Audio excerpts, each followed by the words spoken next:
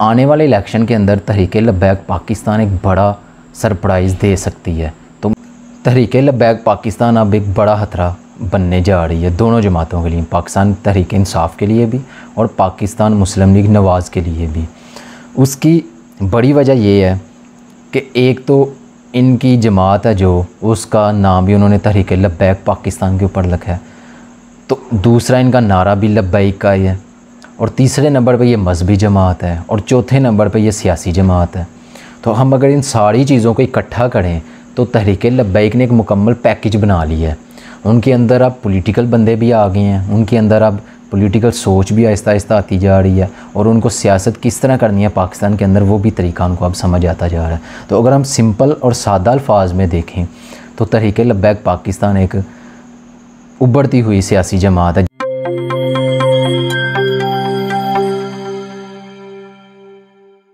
बिस्मिल्लाहिर्रहमानिर्रहीम, अस्सलाम वालेकुम नाज़रीन, आप देख रहे हैं यूट्यूब चैनल, मैं हूं फ़हद मुग़ल।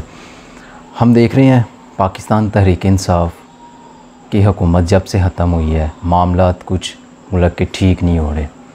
पाकिस्तान के हालात बद से बदतर होते जा रहे हैं, जिसकी एक बड़ी वजह मुल्क के अंदर एक इलेक्टेड हुकूमत का ना होना है।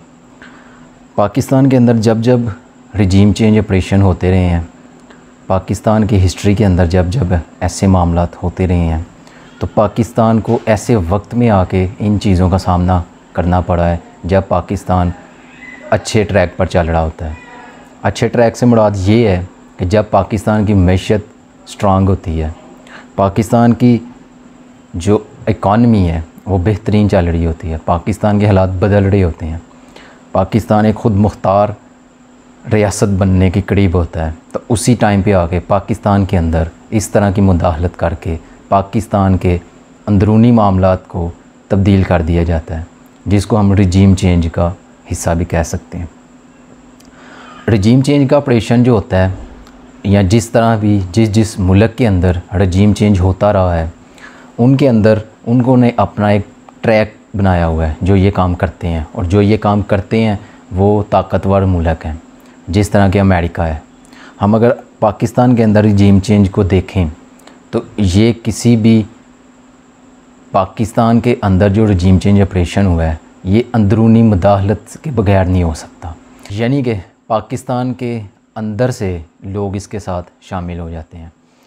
और जिस तरह इन्होंने पाकिस्तान तहरीक-ए-इंसाफ की गवर्नमेंट को ख़त्म किया है वो भी हमारे सामने है, और जो खुद को न्यूट्रल साबित करने पे तुले हुए हैं। जनरल बाजवा कंपनी ने पाकिस्तान को वो नुकसान पहुंचाया है जिसके बारे में हम सोच भी नहीं सकते।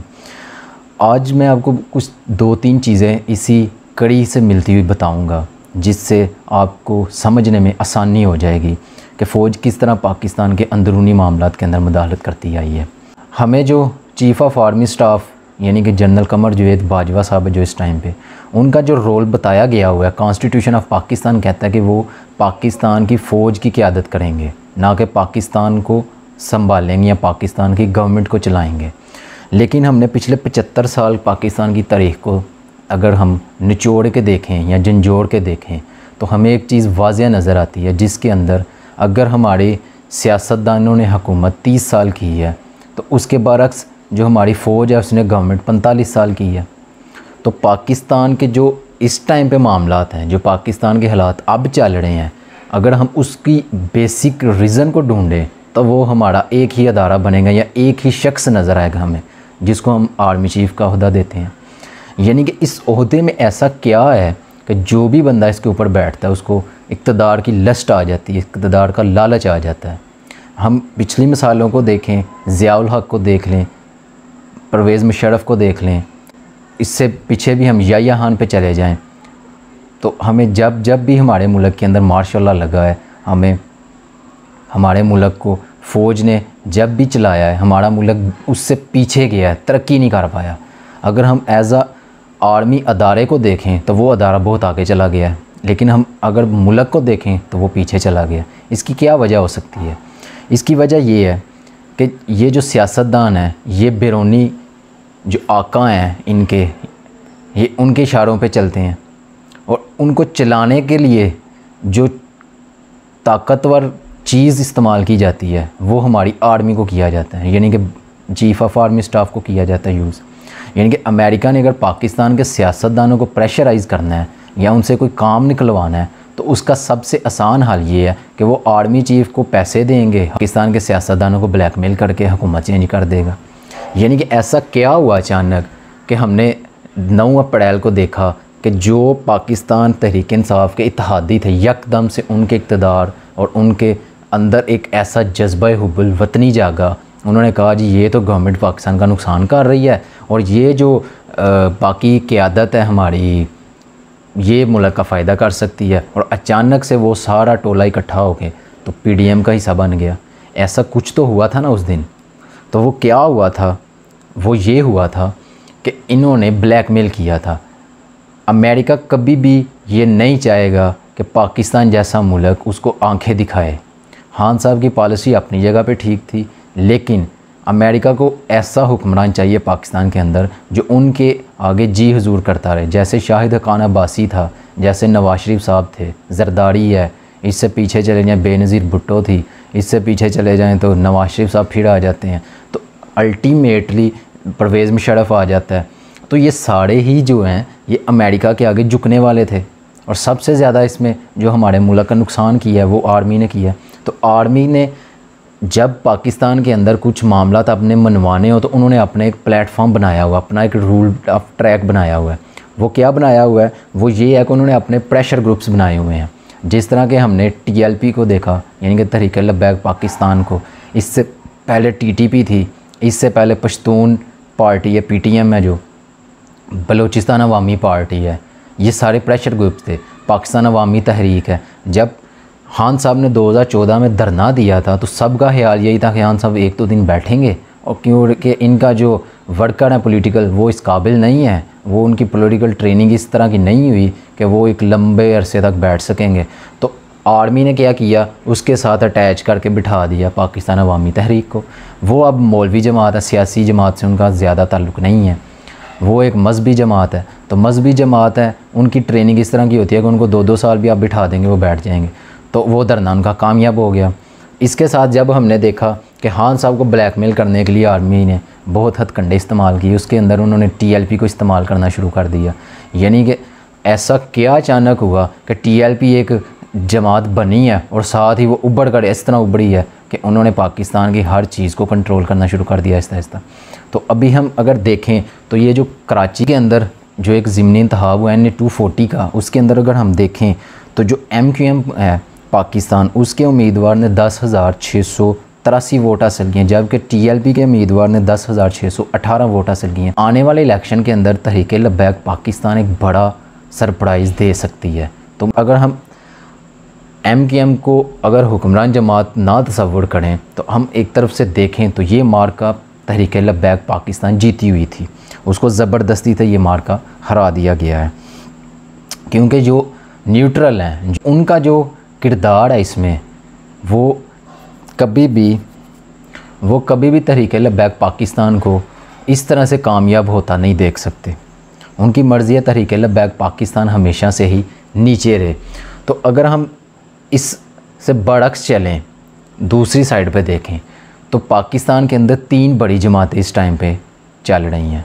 अगर मैं करंट सर्वे भी गैलप का देखूं तो पाकिस्तान तहरीक इंसाफ पहले नंबर पर आती है, मुस्लिम लीग नवाज़ दूसरे नंबर पर आती है, और तीसरे नंबर पर जो जमात आ रही है वो तहरीक लब्बैक पाकिस्तान है।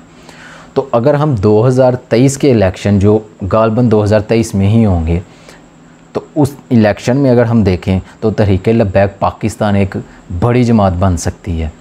तहरीक लब्बैक पाकिस्तान अब एक बड़ा खतरा बनने जा रही है दोनों जमातों के लिए, पाकिस्तान तहरीक इंसाफ के लिए भी और पाकिस्तान मुस्लिम लीग नवाज़ के लिए भी। उसकी बड़ी वजह ये है कि एक तो इनकी जमात है जो, उसका नाम भी उन्होंने तहरीक लब्बैक पाकिस्तान के ऊपर रखा है, तो दूसरा इनका नारा भी लब्बैक का ही है, और तीसरे नंबर पे ये मजहबी जमात है, और चौथे नंबर पे ये सियासी जमात है। तो हम अगर इन सारी चीज़ों को इकट्ठा करें तो तहरीक लब्बैक ने एक मुकम्मल पैकेज बना लिया है। उनके अंदर अब पॉलिटिकल बंदे भी आ गए हैं, उनके अंदर अब पॉलिटिकल सोच भी आहिस्ता आहिस्ता आती जा रही है, और उनको सियासत किस तरह करनी है पाकिस्तान के अंदर वो भी तरीका उनको अब समझ आता जा रहा है। तो अगर हम सिंपल और सादा अल्फाज में देखें तो तहरीक लब्बैक पाकिस्तान एक उभरती हुई सियासी जमात है। जिस तरह पाकिस्तान तहरीक इंसाफ थी, सेम उसी तरह हम तहरीक लब्बैक पाकिस्तान का भी मुस्तकबिल पाकिस्तान में देख रहे हैं। लेकिन ये अभी कबल अज़ वक्त होगा कहना कि तहरीक लब्बैक पाकिस्तान इक़्तिदार में बहुत जल्द आ जाएगी। इसके लिए उनको अभी बहुत सारा इंतज़ार करना पड़ेगा। तो अगर हम पाकिस्तान के अंदर बाकी चीज़ों को ज़्यूम करें, दूसरी चीज़ों को देखें, तहरीक लब्बैक की क़यादत को देखें, साद रिज़वी को देखें, तो साद रिज़वी इस काबिल नहीं है कि एक पॉलिटिकल पार्टी को चला सके। अल्लामा हादम हुसैन रिज़वी साहब को अगर हम देखें तो उनके अंदर एक पॉलिटिकल थिंकिंग थोड़ी सी थी, लेकिन वो भी ना होने के बराबर थी। लेकिन इनकी जमात के अंदर अब हमें ये चीज़ नज़र आ रही है, जिस तरह इन्होंने कराची का ज़िमनी इंतखाब लड़ा है, कि ये आने वाले वक्त में एक बड़ा सियासी पावर शो कर सकते हैं। अब हमें देखना ये है कि वो जो खुद को न्यूट्रल कह रहे हैं वो न्यूट्रलिटी शो भी करते हैं या नहीं, क्योंकि पिछले 75 साल से लेकर टिल नाउ इनकी न्यूट्रलिटी यही रही है कि इन्होंने इक़्तिदार में आना है, किसी ना किसी तरीके इनको हुकूमत में आना है और इन्होंने मुल्क का बेड़ा गर्क करना है। इनका सिर्फ किरदार पाकिस्तान को डिग्रेड करना है, पाकिस्तान के मुआशियत को तबाह करना है, पाकिस्तान के अंदरूनी मामलात को तबाह करना है। इनका और कोई काम नहीं है, क्योंकि ये बैरूनी एजेंट हैं। जब तक इनका सद्देबाब नहीं किया जाएगा, ये ऐसे ही पाकिस्तान के अंदर प्रेशर ग्रुप बनाते रहेंगे। उन प्रेशर ग्रुप्स को इस्तेमाल करके गवर्नमेंट जो होगी उसको ब्लैकमेल करते रहेंगे, और एट दी एंड क्या होगा कि फ़ॉरेन कॉन्स्पिरेसी करके बाहर से पैसा लेके मुल्क के अंदर रजीम चेंज ऑपरेशन करते रहेंगे, मुल्क को तबाह करते रहेंगे, मुल्क के अंदर हालात को बदतर से बदतर करते रहेंगे। पाकिस्तान वो मुल्क है जिसके अंदर हर तरह के वसाइल मौजूद है। बलूचिस्तान हमारे पास एक सोने की एग्जांपल है। बलूचिस्तान की मिट्टी में सोना है, मिट्टी नहीं उसकी, वो सोना है, उसके अंदर इतने मादनियात हैं। लेकिन जब तक हम इस न्यूट्रल फौज से हम छुटकारा नहीं हासिल पाएंगे, बांग्लादेश वो मुल्क है, मैं बांग्लादेश की मिसाल इसलिए देना चाहता हूँ कि अगर हम 1975 में देखें तो बांग्लादेश हमसे 70% पीछे था, और अगर हम 2022 में देखें तो बांग्लादेश हमसे 40% आगे है। यानी कि उसकी हम जीडीपी देखें, उसके पास करंट अकाउंट उसका देखें, उसके पास ज़हायर देखें, उसके पास फॉरेन रेमिटेंसेस देखें, उसकी एक्सपोर्ट्स देखें, उसके पास प्रोडक्शन देखें, उनकी आईटी सेक्टर देखें, उनका जो भी शोबा आप उठा के देख लें, पाकिस्तान को उन्होंने हर शोबे में मात दे दी है। और उनके वो अल्फाज हमेशा पाकिस्तान को याद करते रहने चाहिए कि जब उन्होंने कहा था कि हमने पाकिस्तान से आज़ादी हासिल नहीं की, हमने पाकिस्तान की फ़ौज से आज़ादी हासिल की है। तो ये अल्फाज पाकिस्तानी फ़ौज के लिए जूती साबित हैं, और ये जूती उनके मुंह पे पड़ती रहेगी जब तक हम इस न्यूट्रल फौज से छुटकारा नहीं हासिल कर पाएंगे। आज के लिए बस इतना ही। आपसे मुलाकात होगी एक नई वीडियो में। अल्लाह हाफ़िज़।